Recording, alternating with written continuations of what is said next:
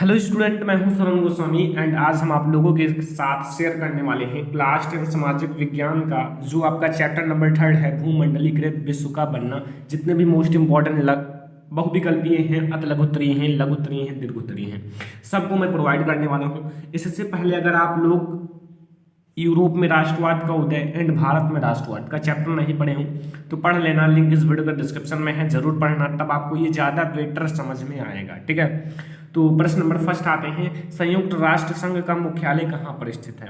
जो संयुक्त राष्ट्र संघ है उसका मुख्यालय है, तो मुख्यालय कहाँ पर स्थित है? आपके पास चार ऑप्शंस हैं, चार ऑप्शंस में से जो सही हो वो आप लोग बता देना। पहला है वाशिंगटन, दूसरा है न्यूयॉर्क, तीसरा है जिनेवा, चौथा है ऑस्ट्रिया। तो अब आप लोग जानते होंगे कि इसका जो मुख्यालय है कहाँ स्थित है। अगर आप लोग पढ़े होंगे तो जानते होंगे, वरना नहीं जानते होंगे। तो मैं आपको बताऊंगा इसका मुख्यालय कहाँ पर स्थित है। ठीक है, तो लेकिन आप लोग एक बार प्रयास जरूर कर लो ताकि आप लोग जान जाओ कि कौन सा सही आंसर है। ठीक है, तो चलिए मैं आपको बताता हूँ, इसका मुख्यालय जो है ना वो न्यूयॉर्क में स्थित है। कहाँ है? न्यूयॉर्क। ठीक है, न्यूयॉर्क में स्थित है। ठीक है स्टूडेंट, समझ में आ गया ना? ठीक है, और दूसरा प्रश्न है, महामंडी का प्रारंभ किस वर्ष हुआ? जो महामंडी है, महामंडी का प्रारंभ किस वर्ष हुआ था ये आपको बताना है। ठीक है, तो महामंडी का नाम आप लोगों ने सुना होगा मेरे कई सारे वीडियोज में। ठीक है, लेकिन अगर आप लोग जानते हो तो अच्छी बात है। देखो, का है 1919 में, खा है 1924 में, गा है 1929 में, घा है 1934 में। अब आपको ये बताना है कब शुरुआत हुआ था। ठीक है, आपको अगर सन न याद हो रहा हो तो मैं आपको बताऊंगा कैसे सन याद किया जाता है। इसका मैं करेक्ट आंसर बता देता हूं। इसका करेक्ट आंसर होगा 1929 ईस्वी में। अब आपको इससे कैसे याद करना है? देखो, महामंडी का प्रारंभ किस वर्ष हुआ था? अब आपको 1929 1929 ऐसे कुछ आप दो चार ट्रिक लगाकर याद करोगे तो ज्यादा बेटर याद हो जाएगा, वरना आपको दिक्कत होगा। ठीक है, लेकिन अगर आप लोग इस टाइम को, जो ये टाइम है 1-2 महीना जो बोर्ड एग्जाम के आगे का, इसे आप लोग अच्छे से मतलब प्रयोग करते हो। ठीक है, इसमें आपको एक्सपेरिमेंट नहीं करना। एक्सपेरिमेंट का अर्थात आप सुबह उठने की प्रैक्टिस करो, रात को ज्यादा पढ़ने का प्रैक्टिस करो, नहीं, आप जो कर रहे हो दिन में 8 घंटे 7 घंटे 5 घंटे जो पढ़ रहे हो ना, इतना ही आप डेली पढ़ते चले जाओ। क्योंकि अगर आप लोग जो काम डेली करोगे ना वो आपको अच्छा लगेगा। एक दिन करके छोड़ देना बहुत गलत काम होता है। ठीक है, डेली करो, चाहे आप 2 घंटे पढ़ो, 5 घंटे पढ़ो, 7 घंटे पढ़ो, लेकिन डेली पढ़ो। एक दिन ये नहीं कि 24 घंटे में से 16 घंटे पढ़ लिए, दूसरे दिन 1 घंटे पढ़िए, नहीं, ऐसा नहीं करना है, वरना आप नहीं सफल होंगे। अगला है प्रश्न नंबर 3 है, अफ्रीका में किस बीमारी के प्रसार में या से अधिकांश जानवरों की मृत्यु हो गई? अफ्रीका में एक बीमारी चली हुई थी जिसके कारण बहुत सारे जो जानवर थे ना, एनिमल्स, उनकी डेथ हो गई थी, मृत्यु हो गई थी। वो बीमारी का नाम बताना है। का है प्लेग, खा है मलेरिया और गा है रिडर पेस्ट या एनिमल फीवर। अब भैया एनिमल फीवर तो किसी को भी हो सकता है, लेकिन इससे मृत्यु जल्दी नहीं होता। ठीक है, ये ठीक भी हो जाता है। ठीक है, और मलेरिया, प्लेग ये सब भी चले थे, लेकिन आपको बताना है कहाँ? अफ्रीका में चला था, जिसके कारण अधिकांश जानवर जो थे ना उनकी मृत्यु हो गई थी। तो इसका सही आंसर होगा रिडर पेस्ट, करेक्ट आंसर है। ठीक है, याद रखना, छोटा छोटा पॉइंट आपको याद रखना है ताकि आप लोग अच्छे से मार्क अचीव कर सको बोर्ड एग्जाम में। तो प्रश्न नंबर 3 आप लोगों को समझ में आ गया होगा। प्रश्न नंबर 4 की तरफ बढ़ते हैं। प्रश्न नंबर 4 आपके सामने है, 18वीं शताब्दी तक संसार के कौन से देश सबसे धनी देश माने जाते थे? 18वीं शताब्दी की बात की गई है। 18वीं शताब्दी तक, ये जो चल रहा है इसे छोड़ो, 18वीं शताब्दी तक, 18वीं शताब्दी तक मतलब संसार के कौन से देश सबसे धनी देश माने जाते थे? का है जापान और भारत, खा है चीन और भारत, गा है फ्रांस और अमेरिका, घा है चीन और इटली। तो अब आपको थोड़ा सा पॉइंट याद रखना है, जो इस समय एक दूसरे के शत्रु है ना वो सबसे ज्यादा अमीर थे। क्या? चीन और भारत। ठीक है, चीन और भारत एक दूसरे के शत्रु, इसलिए ज्यादा पहले धनी थे। 18वीं शताब्दी की बात हो रही है।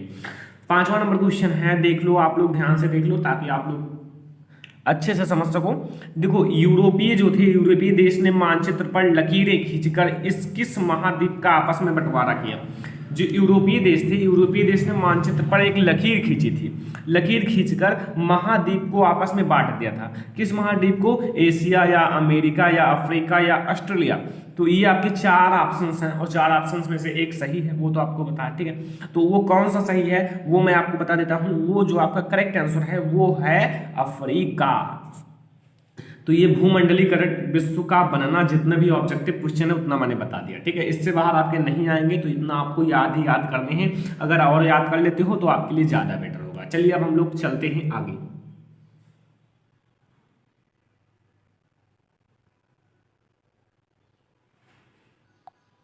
तो अब हम लोग चलते हैं अति लघुत्तरीय प्रश्न, जितने भी हैं उतना मैं आप लोगों के साथ डिस्कस कर लेता हूँ, ठीक है। ध्यान से पढ़ना, फिर मैं आपको बताता हूँ। देखो, भूमंडलीकृत या भूमंडलीकरण या वैश्वीकरण क्या है।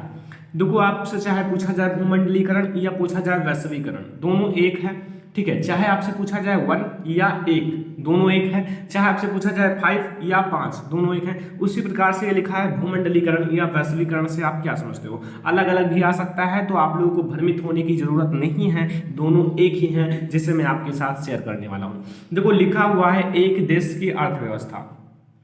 जैसे एक देश की अर्थव्यवस्था को दूसरे देश की अर्थव्यवस्था, एक देश की अर्थव्यवस्था को दूसरे देश की अर्थव्यवस्था से तथा संपूर्ण विश्व के विभिन्न देशों की अर्थव्यवस्था।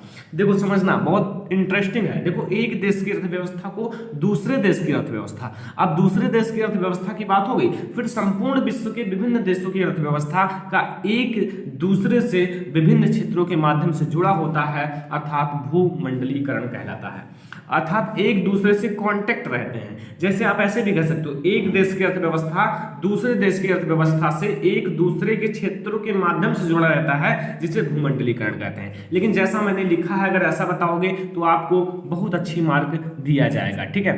क्या लिखा है मैंने, देखो, एक देश की अर्थव्यवस्था, जैसे हर एक देश की अर्थव्यवस्था होती है, तो एक देश की, पहले हम लोग एक देश, सिंगल देश लेंगे, वन देश या वन कंट्री लेंगे, तो एक देश की अर्थव्यवस्था को दूसरे देश की अर्थव्यवस्था तथा संपूर्ण विश्व के विभिन्न देशों की अर्थव्यवस्था का दूसरे से विभिन्न क्षेत्रों के माध्यम से जुड़ा होता है, उन्हें हम लोग भूमंडलीकरण कहते हैं। जैसे इंडिया है, इंडिया कई सारे देशों से कहीं ना कहीं क्षेत्र से कांटेक्ट होगा, इसीलिए हर एक देश से कांटेक्ट होगा, कहीं इधर क्षेत्र से, कहीं इधर, कहीं उधर, मतलब हर एक देश से कांटेक्ट होगा इंडिया भी। तो इसी प्रकार से ये भी है, ठीक है। प्रश्न नंबर 2 है आपके सामने। देखो, बहुत अच्छे अच्छे क्वेश्चंस हैं, थोड़ा लॉन्ग लग रहे होंगे, अति लघु हैं, लेकिन बहुत अच्छे अच्छे क्वेश्चन है, ठीक है। अफ्रीका में आने के लिए यूरोपीय के लिए प्रमुख आकर्षण क्या थे। मतलब अफ्रीका में आने के लिए जो यूरोपीय थे, यूरोपीय देश के लोग, उनके लिए प्रमुख आकर्षण क्या थे, उनको क्या इतना अट्रैक्टिव लगा कि वो यहाँ चले आए, ठीक है। क्या है, बहुत ईजी है, ध्यान से समझना, अपने भाषा में समझना, अपने लैंग्वेज में समझना, तब आपको अच्छा लगेगा। जैसे यूरोपीय देश खनिज संसाधनों के लिए अफ्रीका की ओर आकर्षित हुए। किसके लिए, खनिज संसाधन के लिए अफ्रीका की ओर आकर्षित हुए, तथा अफ्रीका के विशाल भू क्षेत्र और बाजार पर यूरोपीय देशों का नजर था। जैसे एक दोस्त होता है, दूसरा देश होता है, ठीक है, उसके पास बहुत ज्यादा धन है, तो वो सोचता है कि अगर मैं इससे फ्रेंडशिप कर दूं तो मुझे ज्यादा फायदा होगा। दूसरे को छोड़ता है, उससे फ्रेंडशिप कर लेता है, ठीक है, और वो उसको बढ़िया से लूटता है, मतलब उससे पैसे लेता है, खाता है, ठीक है, ऐश करता है। तो उसी प्रकार से ये भी है, यूरोपीय देश जो थे ना, यूरोपीय देश कुछ ज्यादा ही चतुर थे, ठीक है। वो चतुर इसलिए थे क्योंकि खनिज संसाधनों के लिए अफ्रीका की ओर आकर्षित हो रहे थे। मतलब जो खनिज संसाधन अफ्रीका में ज्यादा था, तो अफ्रीका में जब ज्यादा था तो वो यूरोपीय देश वहां आकर्षित हो रहे थे कि इनसे हम लोग खनिज संसाधन लेंगे और अपने देश में ले चलेंगे, तथा अफ्रीका के विशाल भू क्षेत्र और बाजार पर यूरोपीय देश का नजर था। तो अफ्रीका में बहुत विशाल भू क्षेत्र थे, मतलब बहुत, आप लोग देखते होंगे बहुत ऐसे खेत खाली रहते हैं, और बाजार, अच्छे से बाजार थे, तो उस पर नजर था, उस पर मतलब अपना हक जमाने का। तो वैसे आप लोग इससे बहुत ही इजीली याद कर सकते हो, डोंट वरी। अगर आप लोग थोड़ा सा अपने माइंड से पढ़ते हो, अपने लैंग्वेज से पढ़ते हो, तो डोंट वरी, आपको तुरंत समझ में आ जाएगा, ठीक है। प्रश्न नंबर 3, देखो एक बात है, ठीक है, नोट जरूर कर लेना हर एक चैप्टर। जैसे मैं एक एक चैप्टर पढ़ा रहा हूं, वैसे आप लोग एक एक चैप्टर अच्छे से नोट कर लेना, तब आपको यार कुछ दिक्कत नहीं होने वाला है, एक भी पॉइंट आपको दिक्कत नहीं होगा। लेकिन अगर आप लोग नोट नहीं करोगे तो आई होप कि थोड़ा दिक्कत हो सकता है। देखो, लिखा हुआ है, जब हम कहते हैं कि 16वीं सदी, अब 16वीं सदी की बात हो रही है, 16वीं सदी में दुनिया सिकुड़ने लगी थी। मतलब जो 16वीं सदी है उसमें दुनिया जो है ना, इंडिया या फिर दुनिया जो वर्ल्ड है पूरा, वो सिकुड़ने लगी थी। इसका क्या मतलब है, इसका मतलब क्या है, ये आपको बताना है, ठीक है। तो इसका मतलब मैं आपको बताऊंगा। देखो, हम दुनिया की सिकुड़ने का मतलब है, ठीक है, यहाँ जो दुनिया है, दुनिया की सिकुड़ने का मतलब है विभिन्न या फिर विश्व के विभिन्न महाद्वीपों के व्यक्तियों के मध्य पारस्परिक संबंध में वृद्धि। बच्चों ध्यान से समझना मैं क्या कह रहा हूं। यहाँ दुनिया जो है ना, दुनिया सिकुड़ने की बात हुई है, तो यहाँ दुनिया के सिकुड़ने का मतलब क्या है, पहले ये आपको बता दूं। देखो, व्यक्ति के विभिन्न महाद्वीप, जो विश्व है, विश्व के बहुत सारे महाद्वीप हैं, तो विश्व के विभिन्न महाद्वीप के व्यक्तियों का, मतलब महाद्वीप पे जो व्यक्ति रहते हैं उनका एक दूसरे के मध्य संबंध में वृद्धि हुआ है, इसीलिए हम लोग कहते हैं दुनिया सिकुड़ने लगी है। याद कर लो, याद ना हो रहा हो तो भी याद कर लो, क्योंकि बोर्ड एग्जाम नजदीक है।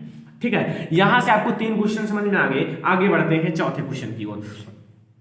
फिर मैं आपको लास्ट में कुछ क्वेश्चंस दूंगा, उसका आंसर आपको जरूर कमेंट बॉक्स में देना है, जैसा कि हम हर चैप्टर में देते आए हैं। ठीक है, देखो आयात शुल्क जो होता है ना, आयात शुल्क से क्या समझते हैं? जो आयात शुल्क होता है उससे आप क्या समझते हो? तो किसी एक देश से आने वाली चीजों पर वसूल किया जाने वाला शुल्क या कर शुल्क उस जगह लिया जाता है जिससे वह चीज देश में प्रवेश करता है।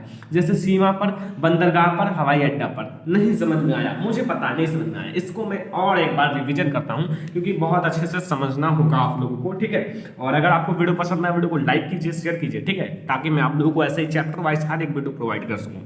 देखो, किसी एक देश से आने वाली चीजों पर वसूल किया जाने वाला शुल्क, जैसे एक चीज है किसी देश से लाया जाता है तो उस पर क्या वसूल किया जाता है? शुल्क। ठीक है, शुल्क। और यह कर, या कर भी कह सकते हो, यह कर या शुल्क उस जगह लिया जाता है, मतलब इस शुल्क को ना किसी के घर लिया जाता है, ना किसी कोर्ट में लिया जाता है, ना किसी जगह पर। वो एक जगह होता है, किस जगह पर? वो उस जगह पर लिया जाता है जिस जगह से वह चीज देश में प्रवेश करता है, जिस जगह से वो प्रवेश करता है। ठीक है, जैसे सीमा पर से भी प्रवेश किया जा सकता है, बंदरगाह से भी, हवाई अड्डा, इतने चीजों से प्रवेश कर सकता है। और भी चीजें होंगी तो वो मैं आपको नहीं बता रहा हूं, जितना मैं लिखा हूं उतना आपको लिखना है।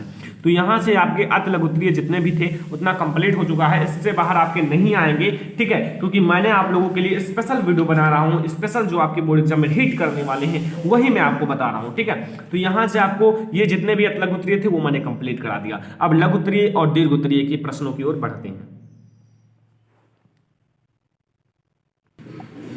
तो यहां अब आपके लघु उत्तरीय प्रश्न, आपको बहुविकल्पीय लघु उत्तरीय पता चल गया। अब आपको लघु उत्तरीय प्रश्नों की जानकारी भी होना जरूरी है। तो देखो, पहला प्रश्न है 1929 की महामंडी पर भारत पर क्या प्रभाव पड़ा? 1929 में एक महामंडी हुई थी जिस पर भारत पर क्या प्रभाव पड़ा? अब स्टूडेंट, इसका आंसर थोड़ा लॉन्ग होता है क्योंकि लघु उत्तरीय है, और आपको अगर 3 मार्क प्राप्त करने हैं तो थोड़ा अच्छे से डिटेल में लिखना पड़ेगा। ठीक है, तो वैसे तो मैं इसका आंसर आप लोगों को देखो बता सकता था, लेकिन बहुत ज़्यादा टाइम लग जाता अगर मैं दीर्घ उत्तरीय लघु उत्तरीय का आंसर लिखता।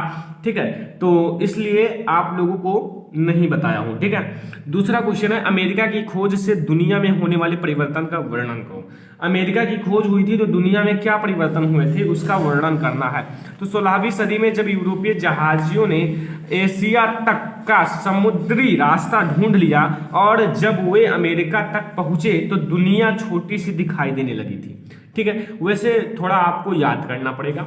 ठीक है, आप कोई भी गाइड ले लो, मास्टरमाइंड, अवतार या फिर विद्या, या फिर आपको जो अच्छा लगे उसे ले लो, उसमें जरूर इसका आंसर मिल जाएगा, क्योंकि ये सब इंपॉर्टेंट क्वेश्चन है और आपको वो जो है ना इंपॉर्टेंट के रूप में प्रोवाइड किया जा रहा है। ठीक है, वो आपको मिल जाएगा, आई होप कि मिल जाएगा। ठीक है, प्रश्न नंबर 3 है वैश्विक कृषि अर्थव्यवस्था पर क्या प्रभाव पड़ा? जो वैश्विक कृषि है उसका अर्थव्यवस्था पर क्या प्रभाव पड़ा था?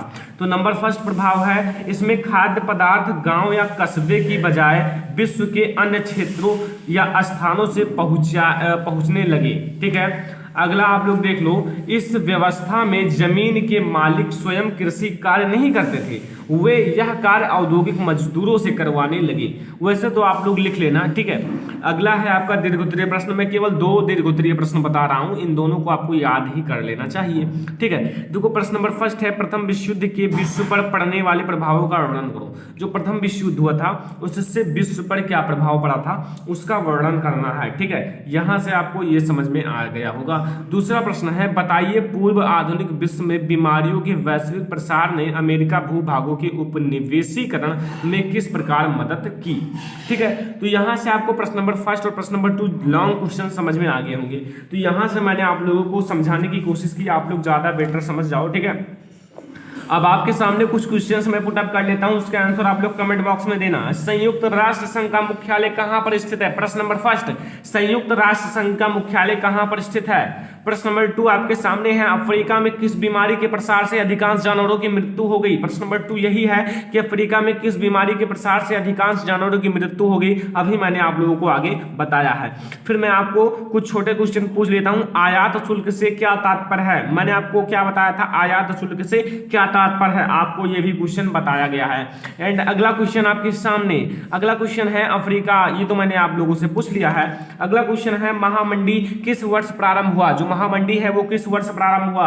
अगला क्वेश्चन आपके सामने है, यूरोपीय देशों में मानचित्र पर लकीरें खींचकर किस महाद्वीप का आपस में बंटवारा कर दिया? तो इतने क्वेश्चन हैं, आपको बताना है कमेंट बॉक्स में, ठीक है। और आई होप कि वीडियो पसंद आया होगा। वीडियो पसंद आया वीडियो को लाइक करना, शेयर करना अपने फ्रेंड्स के साथ। चैनल पर नए आए हो तो सब्सक्राइब कर लेना, ताकि मैं आप लोगों को ऐसे वीडियोस प्रोवाइड करता रहूं। अगर आप लोग पहला चैप्टर एंड दूसरा चैप्टर नहीं देखे हो तो लिंक इस वीडियो को डिस्क्रिप्शन में मिल जाएगा, देख लेना, क्योंकि वो सब काफी मोस्ट इंपॉर्टेंट है आपके बोर्ड एग्जाम के लिए, और बोर्ड एग्जाम में जरूर हिट करेंगे, ठीक है। तो इस वीडियो को यहीं पर एंड करते हैं, एंड आप लोगों को समझ में आ गया होगा, ठीक है। तो फिलहाल इस वीडियो में इतना ही, तब तक के लिए धन्यवाद। वीडियो को शेयर भी कर देना अपने फ्रेंड्स के साथ। Thanks for watching this video.